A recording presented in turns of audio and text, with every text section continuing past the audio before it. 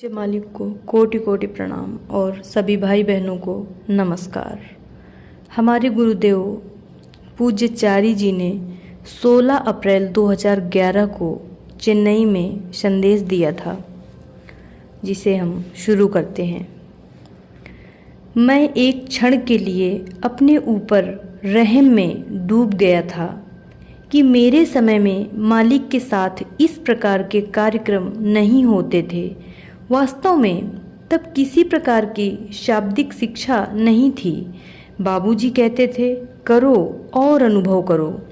मालिक के दिव्य चरणों में रहकर हमारी शिक्षा बहुत बुनियादी थी। पुस्तकें पढ़ो, यदि कोई संदेह हो तो प्रशिक्षक से पूछो। एक बार उन्होंने गुप्त रूप से मुझे कहा, बेहतर होगा अपने प्रशिक्षकों से मत पूछो, क्योंकि अक्सर वे भी नहीं जानते कि वे किसके विषय में बोल रहे हैं, और इससे भी बड़ी मुश्किल यह है कि वे अपने अहम के बचाव के लिए उस समय तुम्हें कोई भी उत्तर दे देंगे जो प्रभु कृपा से व्यर्थ न होकर सही भी हो सकता है।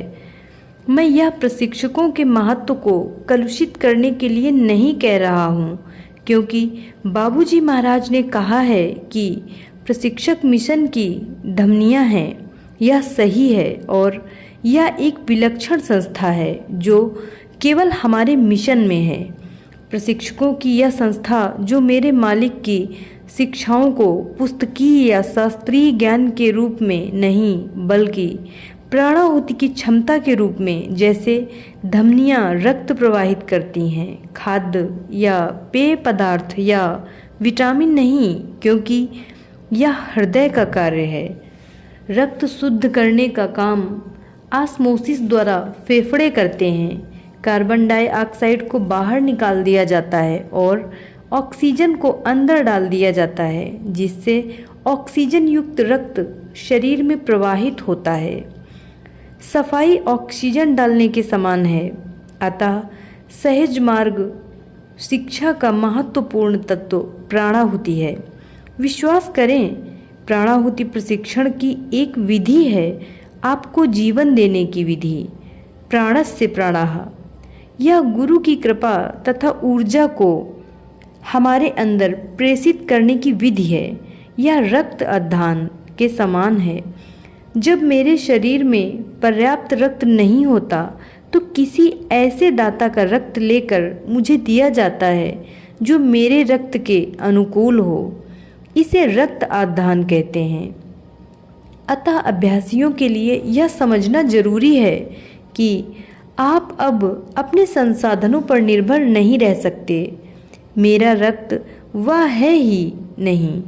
यदि आप एक अच्छे अभ्यासी रहे हैं तो आपके शरीर में स्फूर्ति उनकी स्फूर्ति है, गुरु की स्फूर्ति है, क्योंकि उन्होंने उसे आपके रक्त में डाला है। आप सहज मार्ग के विषय में जो भी जानते हैं उसे भी उन्होंने ही हमें प्राणाहुति रूपी वाहन के माध्यम से प्रदान किया है, और वे कभी नहीं बोले।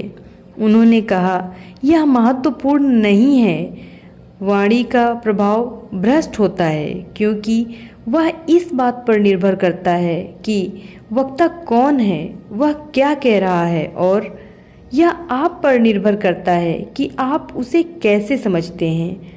अधिकांश लोग वही समझते हैं जो वे समझना चाहते हैं, न कि वह जो कहा गया है।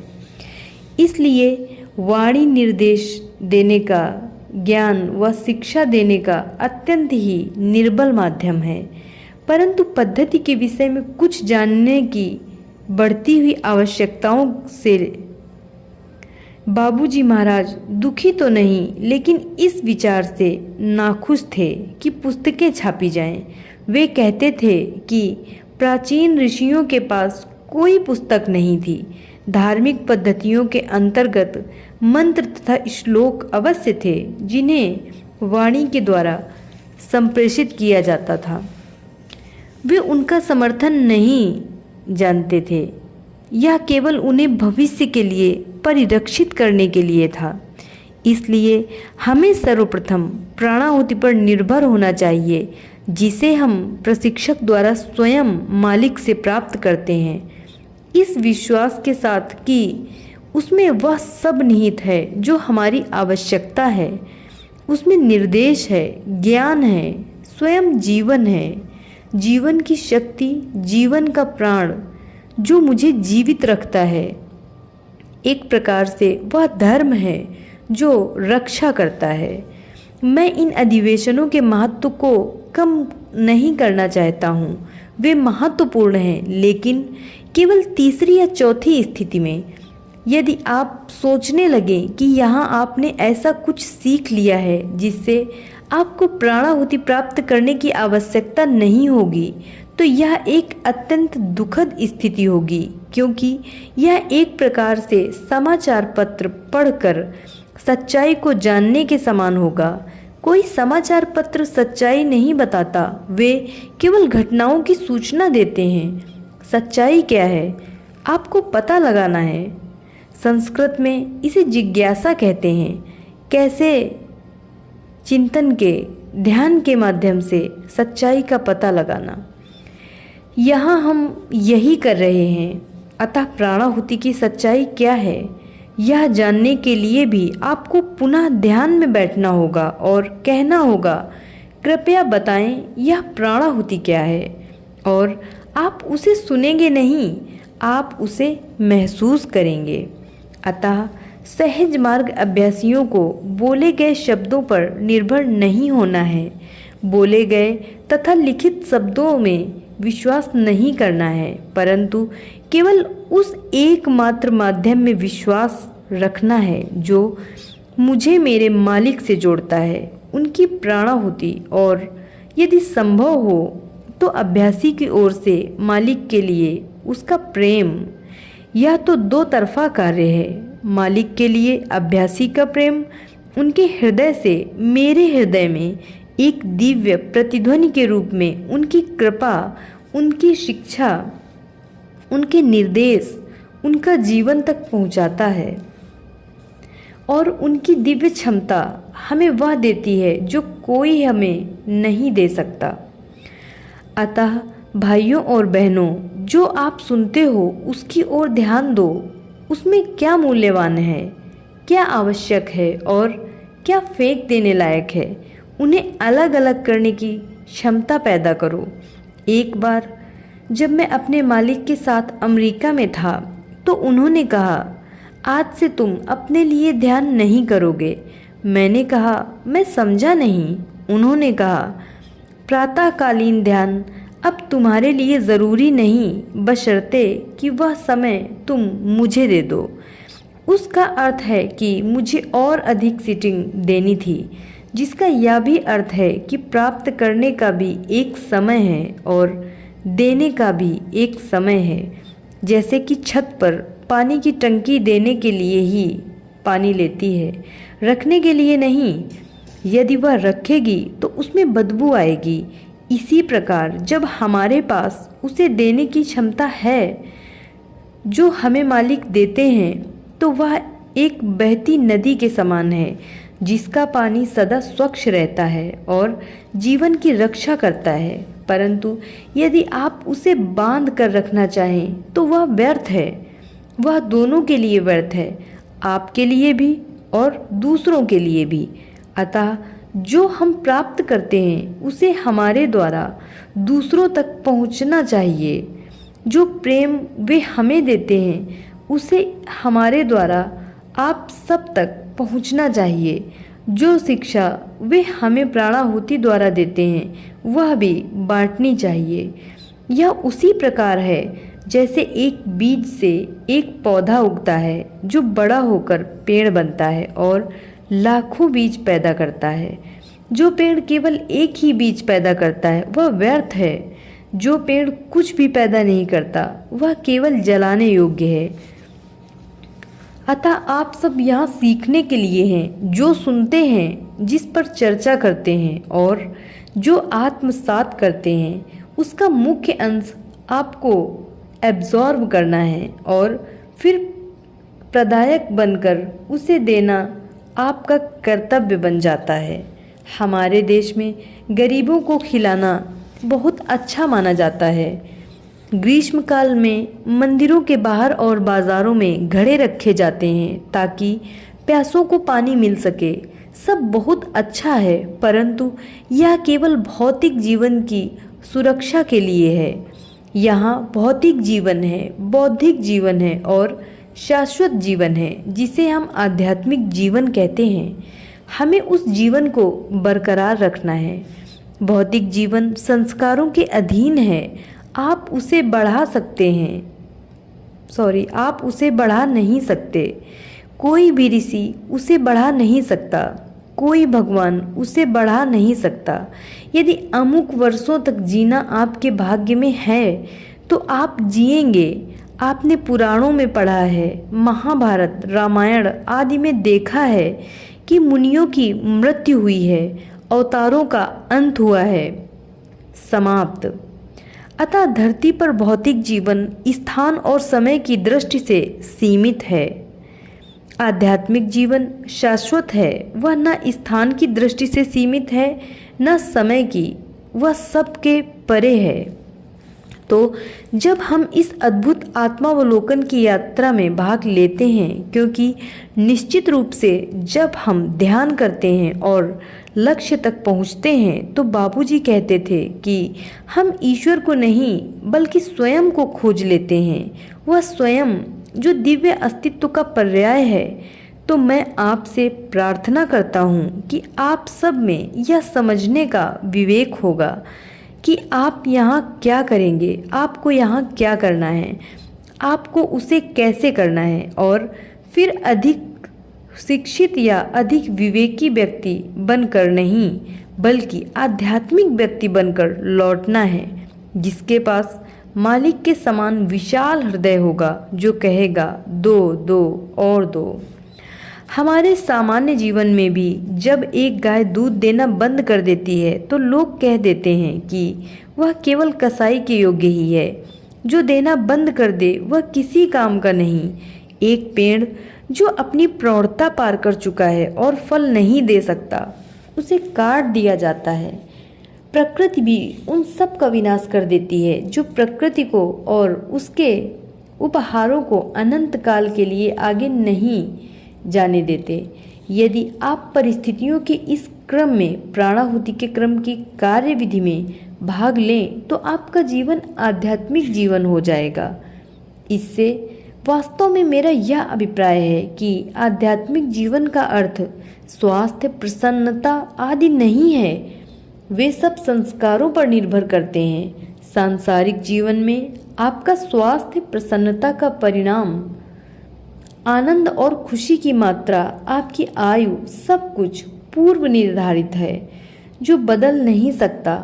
इसे कोई नहीं बदल सकता। जो बदल सकता है वह है मेरी मानसिक स्थिति, जो कहती है यह कुछ नहीं है, मैं यहाँ वर्तमान के लिए हूँ, जिसका अर्थ है शून्य से शुरू करके शायद 200 वर्ष तक जाना। आप कितने समय के लिए जीवित रहे हैं उसका कोई अर्थ नहीं है। बाबूजी महाराज कहते थे, अपने जीवन में वर्ष मत जोड़ो, अपने वर्षों में जीवन जोड़ो। जैसे कि आप नहर खोदते हो और यदि उसमें पानी नहीं तो नहर चाहे 2 किलोमीटर लंबी हो या 2000 किलोमीटर लंबी हो, उसका कोई अर्थ नहीं। क्या आप समझ रहे हैं? अतः ज़रूरी चीज़ है पानी, न कि नहर। नहर तो केवल पानी पहुंचाने का माध्यम है। उसी प्रकार आपके अंदर ज़रूरी चीज़ है शाश्वत जीवन। यह सांसारिक जीवन जिसे हम भौतिक जीवन कहते हैं, जो द्वंद्वों से भरा है, खुशी और दर्द, स्वास्थ्य और बीमारी, अमीरी और गरीबी, यह सबके भाग्य में है। चाहे आप भिखारी हों या राजा, मूर्ख हों या विद्वान, ऋषि हों या पापी, इससे कोई फर्क नहीं पड़ता। महाभारत के एक प्रसंग में जमदग्नि नामक एक श्रेष्ठ ऋषि को तत्कालीन राजा के 4 पुत्रों ने मार डाला था। श्रेष्ठ संत थे, परंतु उनका अंत भी वही था। रावण महान वेदविद था, फिर भी उसका क्या अंत हुआ। अतः विवेक, दौलत, खुशी, प्रभुत्व और शक्ति ये इस बात का आश्वासन नहीं दे सकते कि आप प्रसन्न या सुरक्षित रहेंगे। वास्तव में शायद इसका विपरीत ही सत्य होगा। इसलिए बाबूजी कहते हैं, सादा और प्रकृति के अनुरूप जीवन जियो। पेड़ पौधे और पशु सुरक्षा नहीं खोजते, वे प्रकृति के सामंजस्य में जीवित रहते हैं। वे भीगते हैं जब वर्षा होती है, वे सूख जाते हैं जब गर्मी पड़ती है, वे तभी खाते हैं जब भोजन उपलब्ध होता है, वरना वे सो जाते हैं और शायद नींद में ही मर जाते हैं। हमारे जीवन को प्रगतिमय रूप में सादा व आत्मनिर्भर बनना है, बाहरी संसार पर निर्भर नहीं, क्योंकि जब तक आप बाहरी संसार पर निर्भर रहते हो तो आप गुलाम रहते हो। जब तक आंतरिक और वाह है, आंतरिक वाह को चाहता है। हम सुखों को बाहर ढूंढते हैं, दौलत को बाहर ढूंढते हैं, ज्ञान को बाहर ढूंढते हैं और हम दुखी होते हैं। जब आप यह समझ लेते हैं कि ये सब आपके अंदर है तो आप वाह संसार से आज़ाद हो जाते हैं। तब आता है आत्मनिर्भरता का वास्तविक जीवन, जो धीरे धीरे किसी मालिक पर, प्रकृति पर, ईश्वर पर निर्भर करने लगता है और तब आपका जीवन शांत हो जाता है। वह परिस्थितियों से मुक्त जो आनंद है। तो मैं प्रार्थना करता हूँ कि यह शिक्षा जो आपको यहाँ मिलेगी आपकी मदद करेगी उसे प्राप्त करने में। यह दावा न करें कि आप सहज मार्ग को बेहतर जानने लगे हैं, क्योंकि आप इसे कभी भी बेहतर नहीं जानेंगे। कोई नहीं जान सकता सहज मार्ग क्या है, कोई नहीं जान सकता जीवन क्या है। यदि आपके परिवार में मृत्यु हुई है तो आपने शमशान घाट भी देखे होंगे, फिर भी हम नहीं जानते जीवन क्या है। वह क्या है जो इस शरीर को क्रियाशील, हंसता खेलता, रोता, कष्ट सहता हुआ, प्रतिशोधक, सहनशील, मैत्रीपूर्ण, देने लेने वाला बनाए रखता है। वह क्या है जो इसमें था जो लुप्त हो गया। आपकी संतुष्टि के लिए यह प्रश्न नचिकेता नामक बालक ने पूछा था। उसके पिता यज्ञ कर रहे थे। वे एक धार्मिक कर्मकांडी थे और वे दान दे रहे थे। यह दान मैं अमुक व्यक्ति को दूंगा, गोदान में इस व्यक्ति को करूंगा आदि। नचिकेता अधीर हो गया। उसने कहा, पिताजी आप मुझे किसको दोगे? पुत्र ने यह कई बार पूछा। पिता ने नाराजगी में कह दिया, मैं तुम्हें मृत्यु को देता हूँ। तो शायद यह 8 वर्षीय बालक मृत्यु लोक में जा पहुंचा। यमराज वहां नहीं थे। नचिकेता को 3 दिन तक उनकी प्रतीक्षा करनी पड़ी और आखिरकार जब वे पहुंचे तो उन्होंने कहा, मुझे खेद है, तुम्हें इंतज़ार करना पड़ा। तुम्हारे इंतज़ार के प्रत्येक दिन के लिए मैं तुम्हें वरदान देता हूँ, तुम उसे मांग सकते हो। नचिकेता ने कहा, मेरे प्रति मेरे पिता का क्रोध दूर हो जाए। तथास्तु। फिर वह कुछ कर्मकांडी क्रियाओं व होम का वास्तविक अर्थ जानना चाहता था। दिया समाप्त। तीसरा वरदान वह क्या है जो मृत्यु के परे है। और तब यमराज ने कहा, यह वह चीज है जिसे देवता भी नहीं जानते, महान संत नहीं जानते, दरअसल कोई नहीं जानता। उसने कहा, तब तो जितना वे इसे नहीं जानते उतना ही मैं इसे जानना चाहता हूँ। यमराज हंस पड़े और कहानी वहीं समाप्त हो गई। अंग्रेजी साहित्य में इसे कहते हैं, यह एक लक्ष्य है जहाँ से कोई आदमी नहीं लौटता। मेरे ख्याल से शायद शेक्सपियर ने कहा है। अतः मरना भी नहीं बता सकता कि मृत्यु के परे क्या है, क्योंकि संभवतः हम सब एक बार नहीं बल्कि 100 बार, हजारों बार मर चुके हैं और हम मृत्यु के विषय में क्या जानते हैं। यदि हम जान जाएं कि मृत्यु के बाद क्या है, तो क्या हम इस जीवन में फिर से मरना चाहेंगे? यही विवेक सहज मार्ग ध्यान पद्धति हमें देती है, दिमाग के माध्यम से नहीं बल्कि दिल के माध्यम से। तभी तो हमें अपने दिल को सदा खुला रखना है, कभी बंद नहीं करना। याद रखो कि यदि आप मच्छरों के कारण खिड़की बंद करते हैं तो आपको भी गर्मी लगती है और आप सो नहीं पाते।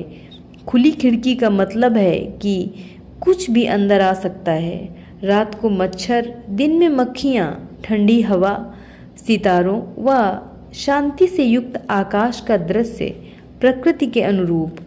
अतः सबसे महत्वपूर्ण बात जो आपको पता लगनी चाहिए वह है कि अपने कानों एवं आँखों को खुला रखना पर्याप्त नहीं है, आपको अपना दिल भी खुला रखना है। मैं प्रार्थना करता हूँ कि ऐसा ही हो। धन्यवाद। गलतियों के लिए क्षमा प्रार्थी हूँ मैं।